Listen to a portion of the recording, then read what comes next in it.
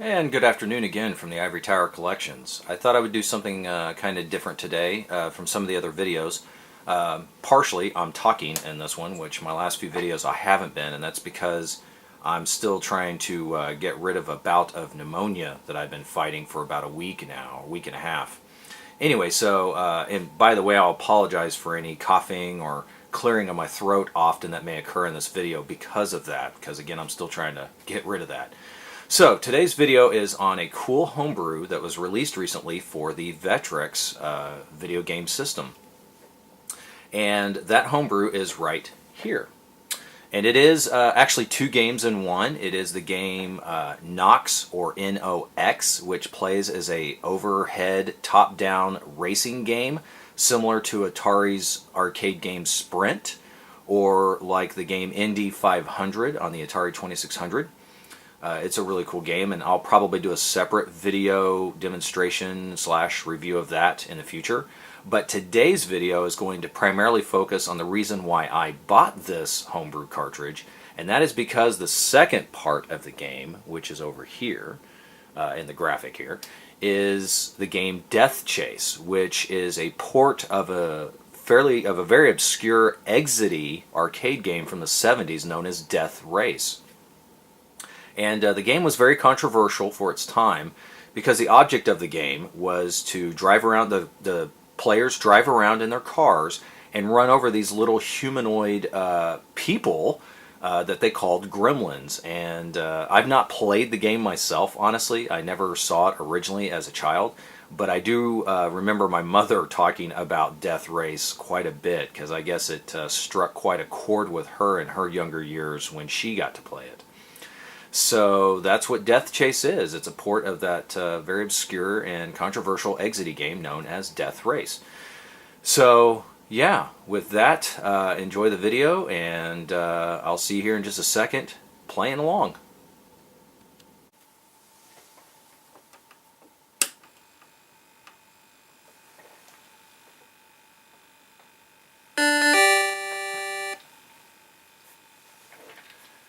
Now again in the game, a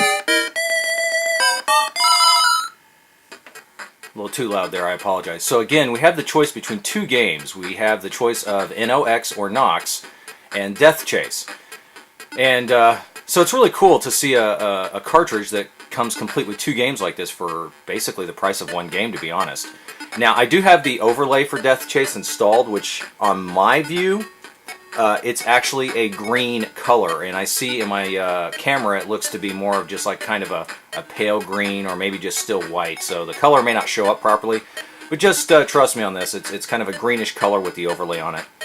So yeah, we're going to select Death Chase and check it out, and I'm going to kind of just do this review as I'm playing, so this will be very spontaneous, so I'll apologize ahead of time for any mistakes or any goof-ups like that, but hey, that's how it is. Let's play.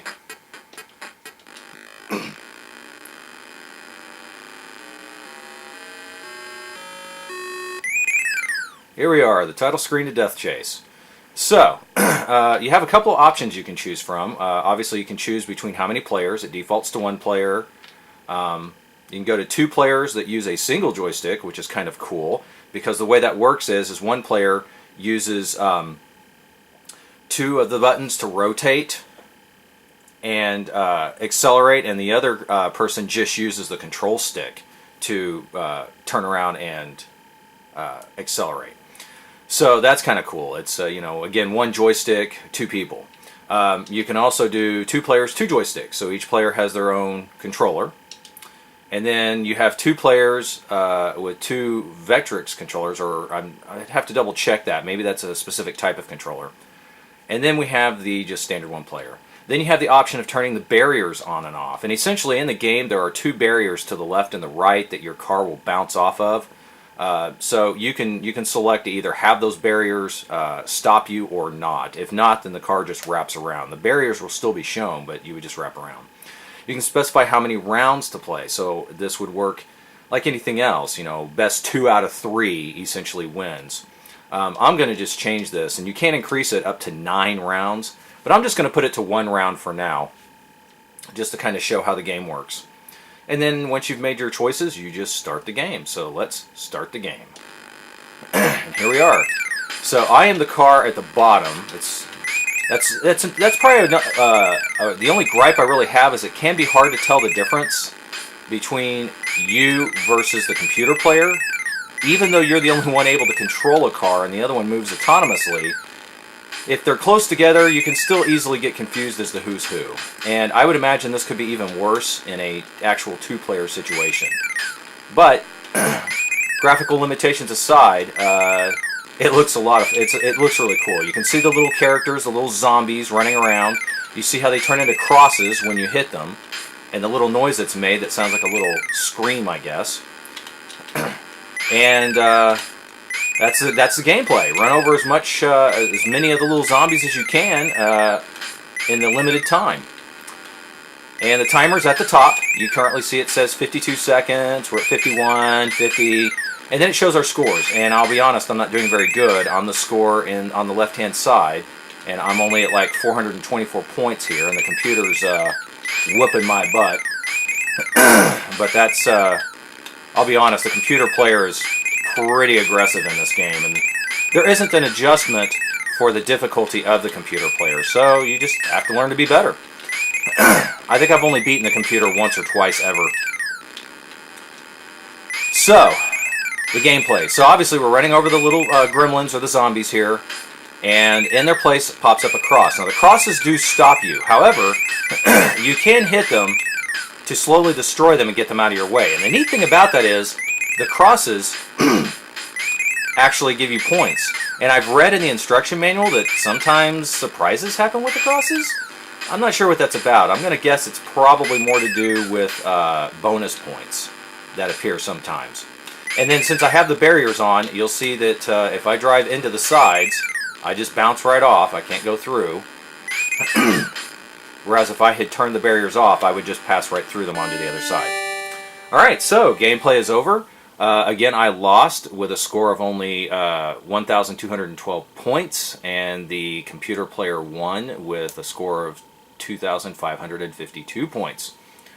But you'll see that it still shows high score blinking under my score. That's because even though the computer player won, my high score counts because I'm the human player. So that's also why my score shows up in the top center. The game remembers, as you keep it powered on and play, whoever the current human player was with the highest score is, and it always displays that.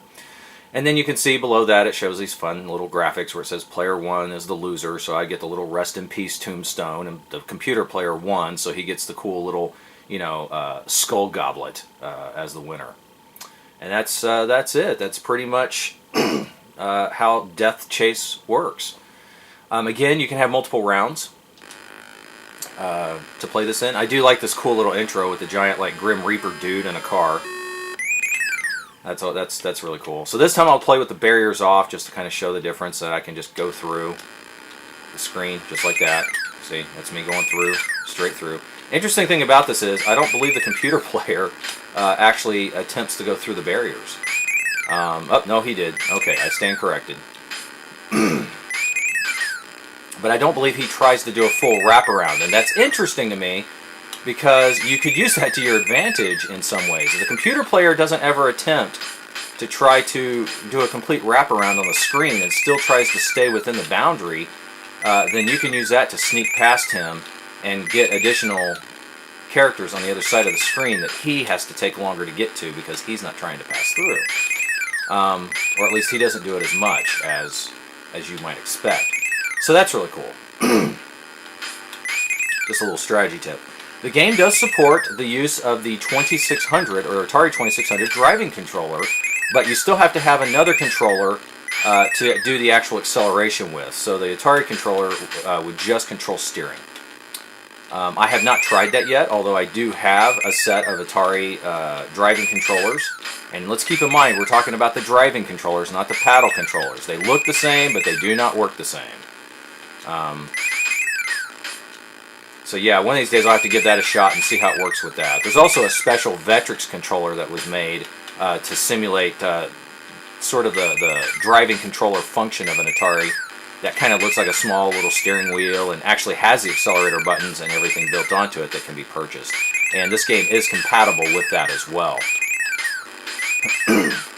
Down to the last 20 seconds here, and again, I'm not doing too well, but I am not as horribly behind as I was in the last game, so that's a little better, I guess. I also noticed that as the timer gets closer to counting down, the little zombies run around way more fast and erratic, of course making them more difficult to hit.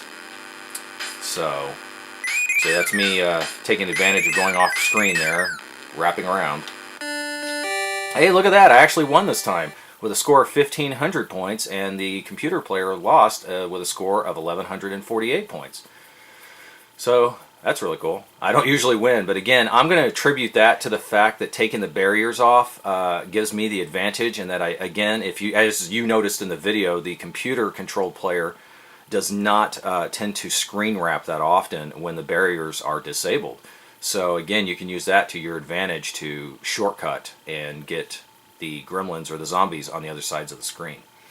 So yeah, I hope you enjoyed this. I would recommend Death Chase. Number one, it's a very excellent port of a very obscure and semi-controversial arcade game from the 70s, but also just because it's an original kind of title to see being played and distributed today. I imagine this is also way more fun with 2 actual human players, and I've not had that chance to try that out yet. That would be fun to try. And there you go. So that's Death Chase for the Vectrex. I do recommend this, and in the video, I'll put this up on YouTube, I will put a link to where this can be ordered. So yeah, I recommend it a lot. It's a